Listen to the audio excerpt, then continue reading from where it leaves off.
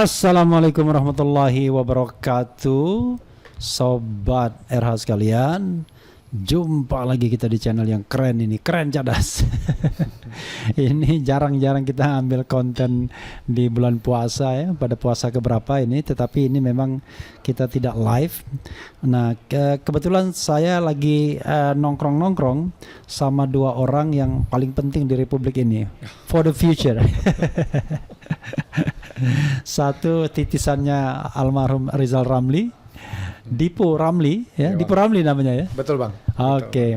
Dan yang kedua senior ya. Jadi senior itu disebut terakhir itu bukan berarti diduakan, tapi pamungkas. MS Kaban. Jadi kita mau bicara tentang MBG. Jadi bukan my baby girl. MBG itu adalah makan bergizi gratis, ya, gratis, makan bergizi gratis, yang kemudian muncul bahwa MBG ini menggunakan dana pendidikan yang 20%, sehingga by constitutions dikhawatirkan bahwa presiden atau DPR atau siapapun yang punya kebijakan untuk menggunakan dana MBG dari pendidikan ini dianggap melanggar konstitusi ya. Jadi karena itu kita ingin minta figurnya dulu, angka-angkanya dulu sebenarnya seperti apa. Mungkin kepada Dipo dulu. Silakan Dipo. Ya, makasih Bang Refli. Mungkin kita ke gambaran umum dulu kali ya. Jadi pertama MBG itu memang cukup besar di APBN kita. Di 2026 ini memang rencana dipakai 335 triliun. 335 triliun itu hampir 9% dari total APBN kita. Ya, jadi yang pertama memang ini sangat besar jumlahnya. Kalau mungkin dari sisi makroekonomi dulu, ya kan, kita seperti menaruh semua telur di satu basket gitu, di satu tempat. Ya kan, jadi kalau program ini gagal, ya kan, itu sangat mempengaruhi pertumbuhan ekonomi, ya kan, karena dia 9% dari APBN. Lalu tadi abang nanya soal yang kedua, soal ini berapa besar sih dari anggaran pendidikan. Jadi seperti teman-teman tahu, anggaran pendidikan itu 20% dari APBN harus, anggaran 20% itu harus untuk pendidikan. Ya kan, dan itu totalnya sekitar 769 triliun. Nah, dari 769 triliun ini, apakah ada dana yang memang dipakai untuk MBG? Dan jawabannya memang ada. Ya kan, angkanya itu sekitar 223 triliun. Ya kan, jadi memang cukup besar dari si anggaran pendidikan, atau hampir 30% dari anggaran pendidikan. Jadi kalau misalnya APBN ini tanpa MBG, ya kan, yang 20% itu sebenarnya turun jadi 14% hanya gitu. Apakah ini melanggar undang-undang? Mungkin Bang Refli lebih tahu ya jawabannya. Tetapi kalau saya melihatnya memang di akhir tahun lalu itu ada Undang-Undang 17 tahun 2025 dan memang itu di definisi pendidikan dirubah, anggaran pendidikan. Dia jadi meliputi penyediaan operasional sekolah gitu, dan di lampirannya disebutkan secara spesifik memang makanan bergizi gratis itu memang termasuk gitu ya kan. Jadi itu mungkin yang pertama ya. Jadi dia memang mengambil anggaran pendidikan, dan bila tidak ada MBG, anggaran pendidikan itu yang murni menjadi hanya 14%, ya kan, jauh di bawah angka 20% yang ditetapkan oleh undang-undang. Jadi for sure ya, kalau tidak ada MBG itu 14% cuma ya. Iya, sekitar angkanya. 14%. Jadi dalam ini little bit tricky gitu ya. Iya. Okay. Tapi apakah itu legal ya? Mereka sudah melalui proses undang-undang APBN ya. Ya kan, di mana itu disetujui DPR. Ya. Mungkin tadi kayak abang juga sempat nanya soal ini multiplier efeknya apa sih si MBG?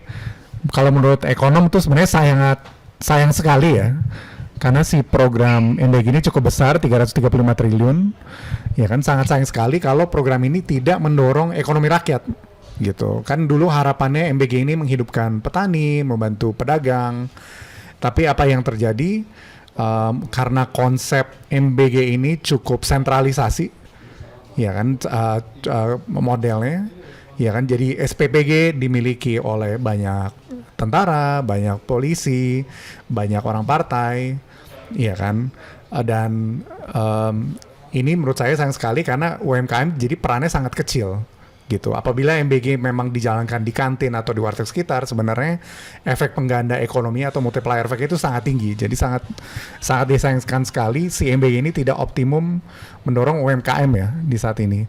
Bahkan ada beberapa kasus, contohnya saya dengar misalnya di kedelai, awalnya kedelai itu boleh langsung supply ke SPPG. Tetapi baru-baru ini di awal Januari tiba-tiba mereka harus melalui PT Berdikari, salah satu anak perusahaan Food ID. Ya kan, jadi tadinya rantai pasoknya cukup clear bisa langsung ke SPG, ini ditambah satu layer. Tetapi si PT Berdikari ini sendiri sebenarnya belum siap. Dia tidak punya gudang, dia tidak punya truk, dia tidak punya kemampuan distribusi.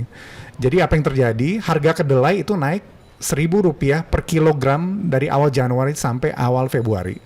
Ya kan, dan menurut saya itu sangat sayang sekali, ya kan, dimana sebenarnya secara mungkin pasarnya udah ada dan sebenarnya pemainnya sudah ada, tetapi karena dipaksakan ada agen baru ini, ada satu pemain, satu layer yang baru, ya kan, sayang sekali. Jadi harga kedelai, dan akhirnya itu yang rugi adalah rakyat semua, dan itu menurut saya sangat-sangat sayangkan, karena kita tahu juga MBG ini memang sudah ada potensi untuk meningkatkan inflasi makanan. Jadi kemungkinan inflasi makanan. Kalau misalnya project ini efisien, ya kan, sebenarnya seharusnya tidak ada food waste atau sisa makanan yang berlebih, ya kan. Tetapi di saat ini salah satu concern beberapa pelaku pasar bahwa memang ada food waste ini di program MBG. Jadi sayang sekali karena tidak optimal ya. Padahal MBG ini sangat-sangat bisa mendorong ekonomi. Ya kan, tetapi karena eksekusinya sangat sentralistik, contohnya Danantara ada rencana untuk bangun peternakan ayam 20 triliun. Ya kan, bagaimanapun juga kalau di ekonomi itu namanya crowding out. Jadi dia mendorong agar pihak swasta tidak masuk gitu. Kalau swasta misalnya ada temen dia petani kecil, dia peternak ayam kecil, kalau misalnya melawan Danantara, dia juga takut, ya ngapain saya invest, mendingan saya keluar sekarang gitu. Ya kan, jadi yang ada dari hulu ke hilir ini terlalu dikontrol oleh pemerintah, dan itu sangat-sangat sayang sekali. Ya kan, ada yang bilang MBG ini menciptakan lapangan pekerjaan banyak gitu, tapi kalau ekonomi dia selalu mikir trade off. Ya kan, apa yang digantikan? Ya kan, mungkin dengan ada SPPG baru dia bisa mempekerjakan banyak karyawan, tapi di lain sisi ada warteg yang ditutup atau ada kantin yang ditutup. Ya kan, pada akhirnya kita harus menghitung net-netnya berapa nih, berapa yang dikerjakan, berapa yang ditutup juga di lain sisi. Gitu. Jadi ada, menurut saya karena ini sangat terburu-buru, dan menurut saya ini sayang sekali MBG sangat terburu-buru, planningnya kurang matang. Mungkin belajar dari Pak Jokowi, ya kan, tidak ada perencanaan yang matang, tidak ada studi kelayakan gitu. Jadi mungkin eksekusinya sangat-sangat lemah gitu MBG. Ini ada dua hal ya yang kadang-kadang mengganjal di negeri ini kalau kita lihat program-program ini. Pertama, program MBG ini program yang pasti menyerap anggaran yang luar biasa. Dan orang Indonesia ini, mohon maaf, begitu ada anggaran besar sudah mulai itu tanduknya keluar semua kan. Itu satu. Yang kedua adalah ini program sepertinya adalah hidup dan mati pemerintahan sekarang. Dan seolah-olah terlaksana dan tidak terlaksananya MBG ini sudah seperti seperti doktrin bahwa fanatik ya. Iya, sudah dogmah bahwa harus ada MBG, tidak boleh tidak, seolah-olah bahwa dengan MBG selesai masalah. Betul. Nah, itu coba mungkin bisa dieksploitasi lebih lanjut dua hal ini. Iya. Ya menurut saya pertama memang studi kelayakannya sangat-sangat minim di MBG ini, dan Abang Refli betul, sepertinya banyak pejabat-pejabat kita yang terlalu mengagungkan proyek ini. Kayak Kepala Bappenas dia bilang, MBG ini lebih penting daripada lapangan pekerjaan, dan itu sangat-sangat tidak benar. Ya kan, lapangan pekerjaan jauh lebih penting daripada MBG. Ya kan, dan ini mungkin kultur kita juga. Again, menurut saya sayang sekali karena memang MBG bisa jadi pertumbuhan ekonomi apabila dilaksanakan dengan benar. Tetapi karena terlalu sentralistik, saya yang kerjain, pemerintah yang kerjain, pemerintah pusat yang kerjain gitu. Bahkan di timur saya tahu SPPG itu banyak pendanaannya rata-rata investornya dari Jakarta tetap gitu. Jadi tidak ada perputaran ekonomi, ya kan. Jadi karena pejabat kita mungkin terlalu mengagungkan MBG, kita jadi tidak kritis, ya kan, terhadap dan tidak bisa mengevaluasi program tersebut gitu. Dan sayang sekali kan pemerintah juga sangat banyak ya mempunyai kapasitas, ya kan, mempunyai jaringan gitu untuk mengkritisi MBG gimana biar lebih sukses gitu. Ya kan, jadi apa ya, benar kata Bang Refli, sayang sekali kalau pejabat-pejabat kita hanya menjilat MBG gitu tanpa memberikan evaluasi yang kritis. Ya kan, karena kalau ini program gagal, ya kita yang gagal kita semua karena memang sangat besar. Mungkin Abang kalau ada yang mau tambahin dong soal pejabat yang mengagungkan MBG. Iya, jadi yang jelas begini, pertanyaan Bung Refli tadi itu, ini kan ketika kita bicara MBG ini kan ini cerita tentang uang rakyat, karena menggunakan APBN, ya kan? Jadi uang yang bersumber dari rakyat, kemudian dengan ada satu program yang disebut dengan makan bergizi gratis, ya, walaupun belakangan ada yang juga makan berkedok, maling berkedok gizi kan gitu kan. Tapi ini semua harus disadari bahwa uang rakyat itu jangan sampai sia-sia. Ya. Uang rakyat itu jangan sampai sia-sia. Uang rakyat yang dipakai itu dia harus betul-betul juga menimbulkan efek kesejahteraan, kemakmuran, dan kemudian program ini apakah betul-betul menaikkan gizi, ya, menaikkan gizi anak-anak, ya, anak-anak. Konsentrasi adalah pendidikan kan, anak-anak didik gitu. Nah, jadi saya melihat bahwa gini, karena ini menggunakan uang rakyat dan kemudian dalam Undang-Undang Dasar itu eksplisit, ya kan? Undang-Undang Dasar kan eksplisit mengatakan 20% untuk pendidikan. Nah, sekarang dipakai, ya, tadi antara 7 sampai 14% ya. Sisanya jadi 14%, jadi sekitar 6%. 6% yang dipakai. Berarti kan dana pendidikan itu tidak lagi 20%. Betul. Nah, sementara bahasa undang-undangnya adalah 20% adalah pendidikan. Nah, ini kan menimbulkan pertanyaan gitu. Ya, apakah ini tidak melanggar undang-undang kan gitu. Nah, oleh karena itu saya ajak jangan sampai program ini akan menimbulkan masalah besar di kemudian hari, terutama tentang pendistribusian, pemakaian, penggunaan uang rakyat ini gitu. Nah, kalau model yang seperti sekarang jelas bahwa itu terkonsentrasi, ya, hanya pada kelompok-kelompok tertentu, orang-orang tertentu. Jadi efek kemakmuran, efek kesejahteraannya itu saya yakin itu tidak signifikan. Nah, kemudian bagaimana efek gizi terhadap pelajar juga jadi pertanyaan. Nah, disinilah perlu bagaimana orang-orang yang terlibat. Nah, kan aneh. Satu sisi ini adalah uang rakyat, tapi banyak anggota-anggota DPRD, ya, anggota-anggota DPR yang terlibat. Ya, apakah ini tidak menimbulkan masalah? Konflik kepentingan. Ada konflik of interest, gitu ya. Ada konflik of interest. Nah, oleh karena itu ini perlu ada semacam saya nggak tahu nih bagaimana parlemen sekarang, ya. Bagaimana parlemen sekarang untuk mereka sebagai orang yang melakukan kontrol, ya, melakukan kontrol terhadap penggunaan APBN, ya, untuk kepentingan ini, nah, sehingga betul-betul efektif mencapai sasaran. Walaupun sementara ini kritik evaluasi kecaman terhadap pelaksanaan MBG di lapangan itu sangat luar biasa, ya. Nah, sampai yang jadi pertanyaan besar itu juga bagaimana masyarakat di Papua, ya, masyarakat di Papua mereka berbondong-bondong, kita lihat di media sosial, melakukan protes dan menolak MBG. Nah, ini kan jadi pertanyaan. Jadi sampai sejauh mana sebenarnya parlemen, anggota-anggota DPR dalam mengawasi, ya, dalam mengawasi penggunaan dana-dana APBN ini, karena kalau sudah timbul persepsi bahwa ini melanggar undang-undang, ya, nah tentu ini harus dijawab oleh anggota DPR, karena kita banyak pengalaman ya, pelanggaran undang-undang yang dilakukan oleh presiden, itu menjadi presiden tidak bagus bagi presiden, kalau boleh dikatakan juga terlalu mahal harga ketidakadilan itu ya, jika dana-dana rakyat ini tidak mencapai sasarannya. Itu dari saya. Betul.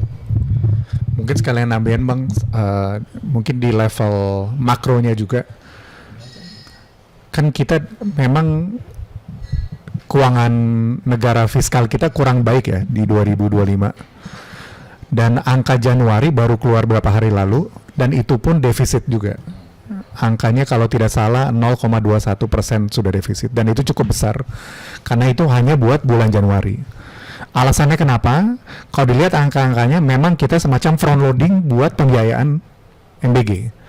Iya kan, jadi ke spending MBG ini sangat naik cukup signifikan di Januari ini, sehingga mengakibatkan itu keuangan kita agak kegerus gitu pembiayaannya. Ya, dan ini menurut saya sangat-sangat berbahaya kalau kita tidak berhati-hati seperti yang tadi Abang bilang. Kalau misalnya MBG tidak menciptakan pertumbuhan ekonomi, ini sangat-sangat berbahaya buat fiskal kita secara keseluruhan. Itu Bang.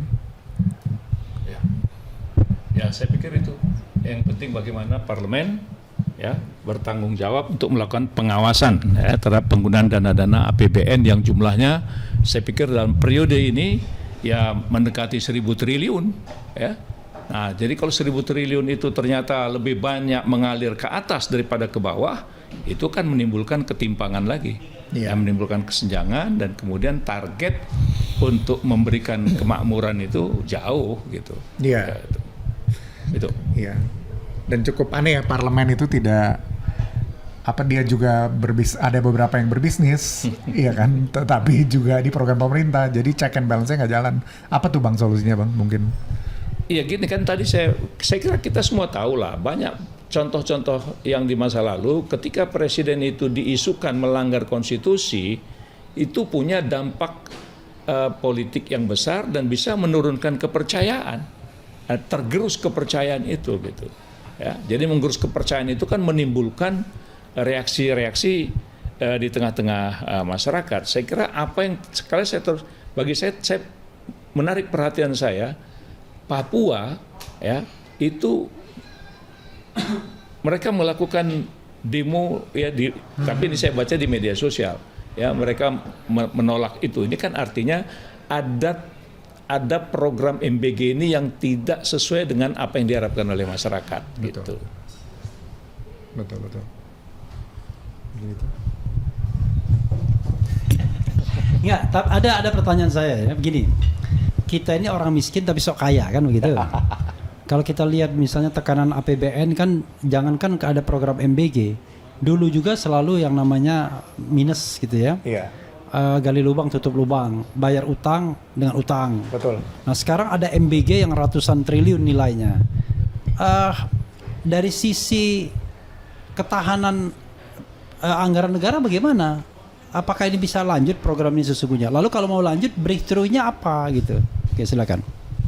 Iya, jadi si program ini sangat-sangat menekan fiskal negara, dan itu sangat terlihat karena memang selama ini beban pengeluaran kita jauh di bawah si pendapatan, itu kan defisit ya. Jadi pendapatan pajak segini, bebannya jauh lebih tinggi. Si minusnya itu kita selalu danai dengan hutang. Nah, hutang-hutang kita itu banyak sekali yang sudah akan jatuh tempo sebenarnya di beberapa tahun ke depan. Ya kan, ada beberapa yang cukup besar di tahun ini. Tetapi mungkin secara global juga kita semakin kesulitan nih berhutang. Mungkin kalau ada yang tahu teman-teman, itu ada pengumuman dari Moody's, lembaga rating, beberapa minggu lalu, ya kan, yang menyatakan outlook kita di downgrade. Artinya apa? Artinya kalau memang rating kita akhirnya di downgrade, saat ini hanya outlook di downgrade. Apabila benar-benar di downgrade, kita akan semakin sulit mencari hutang. Dan sebenarnya sampai saat ini kita benar-benar sudah cukup sangat kesulitan mencari hutang. Itu terlihat di awal Januari, di awal biasanya sebelum akhir tahun, di minggu pertama Desember itu kita tidak banyak, kita stop tuh mencari hutang. Tetapi tahun lalu kita sampai minggu ketiga itu kita masih rajin mencari hutang, ya kan. Dan di awal Januari hutang-hutang yang kita terbitkan itu banyak yang hutang jangka pendek. Sedangkan kita pembayaran kita adalah jangka panjang, jadi ada mismatch juga di situ. Jadi tidak cocok antara apa yang kita hutang yang kita dapatkan dan kebutuhan yang kita perlukan. Nah, lalu juga tiap kali kita berhutang bunga kita semakin tinggi tuh Bang. Jadi itu sangat-sangat terlihat kesulitan kepercayaan investor luar untuk mendanai kita semakin sulit gitu karena tata kelola dan sebagainya macamnya. Ya kan, jadi apakah MBG ini memberatkan? Sangat memberatkan. Seperti yang dilihat di angka Januari, defisit kita cukup tinggi itu karena kita front loading atau kita pembiayaan MBG benar-benar kita lakukan di depan. Kalau kita terus-teruskan melakukan ini dan tidak ada dampak ekonomi yang real terhadap masyarakat, ya kan, semakin tertekan kita, semakin juga kita mendekati krisis fiskal, gitu. Karena again, MBG ini adalah porsi yang sangat-sangat besar dari pembiayaan belanja negara saat ini. Gitu sih Bang. Lalu breakthrough-nya apa? Iya, jadi mungkin untuk solusi berhubung MBG ini belum dilaksanakan di berbagai daerah, saran saya memang perlu di stop di beberapa daerah dan lakukan evaluasi secara menyeluruh. Ya kan?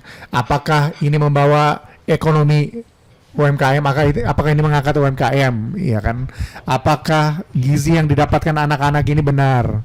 Ya kan, apakah tata kelola, ya kan, penyedia SPPG dan yang lainnya sebagainya itu juga benar. Jadi memang kalau saran saya sebenarnya MBG itu harus di-cut 50% budgetnya. Ya kan, lakukan evaluasi dulu. Ya kan, karena kalau kita potong budgetnya itu cukup tinggi ya, itu sebenarnya masih di 180 triliun dan itu dampaknya masih besar sebenarnya, ya kan. Jadi tidak perlu dipaksakan kita langsung gaspol ke 100%, ya kan. Kadang-kadang saya rasa kayaknya mungkin karena ada kepentingan politik kita terlalu memaksakan untuk menyebar cepat mungkin, ya kan. Ini kepentingan politik juga, kepentingan bisnis juga. Kepentingan politik, kepentingan bisnis gitu. Jadi kalau saran saya kita cut dulu 50%, kita lakukan evaluasi yang benar-benar kritis, ya kan. Ya kan? Dan yang paling penting lagi UMKM itu harus benar-benar dilibatkan, jangan sampai inflasi pangan terjadi karena dengan adanya begitu banyak kenaikan permintaan untuk makanan ini sudah pasti ada beberapa daerah makanan itu akan jadi semakin mahal, ya kan, dari cabai atau nasi, inflasi makanan. Kalau misalnya pasarnya sempurna dan itu sudah efisien bekerja dengan baik programnya, seharusnya inflasi itu ada tapi tidak ada makanan sisa atau food waste, ya kan. Saat ini ada kemungkinan food waste. Jadi saya rasa pemerintah Pak Prabowo benar-benar harus consider, menurut saya, lakukan evaluasi karena ini sayang sekali program yang begitu besar, ya kan. Jadi stop dulu, kurangi proyek ini 50% dan lakukan evaluasi. Oke, Bang Kaban silakan closing statement sebagai Dewan Suro. Jadi kita berharap MBG ya. MBG ini tepat sasaran, ya, tidak dipaksakan semata-mata untuk kepentingan opini publik atau semacam program popularitas, tetapi sebenarnya menimbulkan dampak yang tidak positif terhadap perkembangan ekonomi masyarakat. Ya, kritik-kritik yang sekarang ini harusnya itu dijadikan pelajaran yang tajam ya bagi pemerintah, karena kritik-kritik itu tujuannya adalah untuk memperbaiki keadaan dan untuk mencapai sasaran yang diharapkan. Tapi sekali lagi saya mengatakan bahwa uang rakyat harus betul-betul mengalir untuk mensejahterakan rakyat itu sendiri. Terima kasih. Assalamualaikum warahmatullahi wabarakatuh.